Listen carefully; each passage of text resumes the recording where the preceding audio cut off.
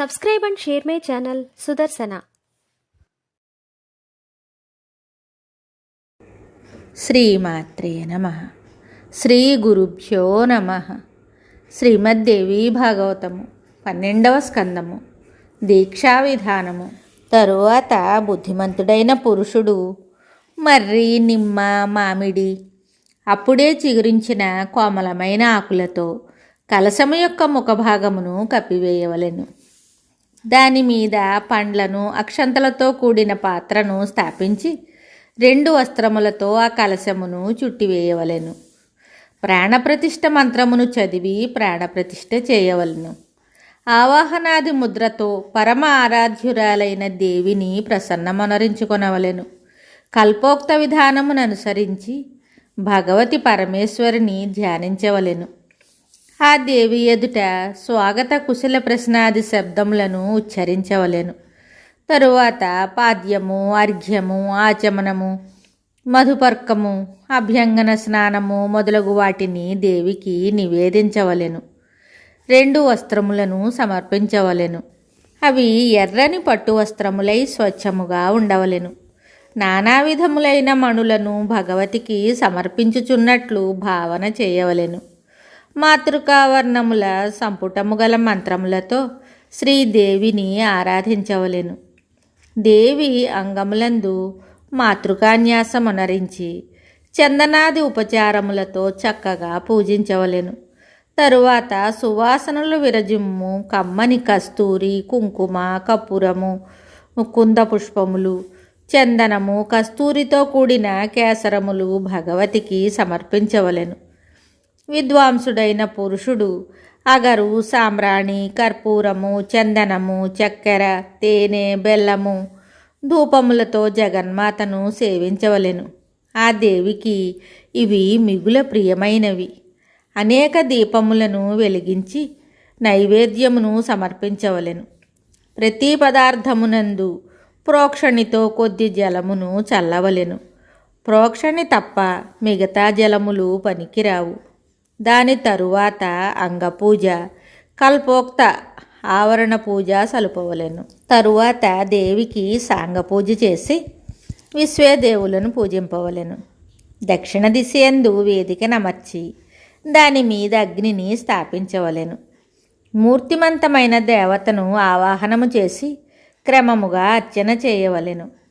దీని తరువాత ప్రణవపూర్వకముగా వ్యాహృతితో కూడిన మూలమంత్రమును ఉచ్చరించవలెను.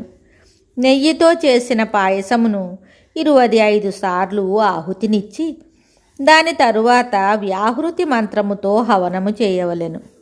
గంధము మొదలగు ఉపచారములతో పూజించి దేవిని ఆ పీఠము మీదకు తీసుకుని రావలెను. అగ్నిని విసర్జించవలెను. అక్కడ 4 వైపులా పాయసముతో బలినివ్వవలెను. ప్రధాన దేవత యొక్క పార్షదులకు గంధపుష్పాది 5 విధములైన ఉపచారములను సమర్పించవలెను. దీని తరువాత దేవీ మంత్రమును 1000 సార్లు జపించవలెను. మొదటనే ఈశాన్య దిశను శుభ్రపరిచి కర్కరిణి ఒక విధమైన జలపాత్రను స్థాపించి అందు భగవతి దుర్గను ఆరాధించవలెను. తరువాత శిష్యులతో కూడి గురుదేవుడు మౌనమును వహించి భోజనము చేయవలెను. ఆ రాత్రి ఆ వేదిక మీదనే శయనించవలెను. భగవంతుడగు నారాయణుడు చెప్తున్నాడు, మునీంద్ర, దీని తరువాత కుండమును, వేదికను సంస్కరించు విధానమును సంక్షిప్తముగా తెలిపెదను వినుము. మూలమంత్రమును ఉచ్చరించి కుండమును లేక వేదికను తదేక దృష్టితో చూడవలెను. ఓం ఫట్ ఈ అస్త్రమంత్రమును పఠించి దృఢమొనరించు తలంపుతో సమిధాదులను ప్రోక్షణము చేసి తాడనము చేయవలెను. ఓం హుం అను కవచమంత్రముతో వేదికను తాకవలెను. తరువాత 3 సార్లు నీళ్లు చల్లి దానికి తూర్పు పడమరలందు 3 గీతలు గీయవలెను. ప్రణవమంత్రమును ఉచ్చరించి దేవి సింహాసనమును పూజింపవలెను. ఓం ఆధార శక్తయే నమః ఈ మంత్రము మొదలుగా గల ఓం అముకదేవి యోగపీఠాయ నమః వరకు గల మంత్రములను చదివి పీఠమును పూజించవలెను. దీని తరువాత పరమదయాళువగు శంకర భగవానుని పార్వతిని ఆ పీఠమునందు ఆవాహనము చేయవలెను. గంధాది ఉపచారములతో జాగ్రత్తగా వారిని పూజింపవలెను. అప్పుడు దేవిని ఇలా ధ్యానించవలెను. భగవతి పార్వతి ఋతుస్నాతయ్యై భగవంతుడగు శంకరుని వద్ద విరాజమానయ్యున్నది.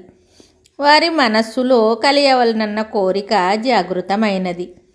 మహానుభావులిరువురు హాసవిలాసములతో కాలము గడపవలనని కోరుచున్నారు అని భావించవలెను. తరువాత ఒక పాత్రయందు అగ్నిని తెచ్చి వారి ఎదుట ఉంచవలెను. దాని యందున్న క్రవ్యాదాంశను పరిత్యజించవలెను. దాని తరువాత మునుపు చెప్పిన వీక్షణాది క్రియలతో అగ్నిని సంస్కరించి ఓం రం ఈ బీజమంత్రమును పఠించి ఆ అగ్నియందు చైతన్యమును కల్పన చేయవలెను. మిగతాది తరువాయి భాగంలో తెలుసుకుందాము. శుభం. Subscribe and share my channel Sudarsana.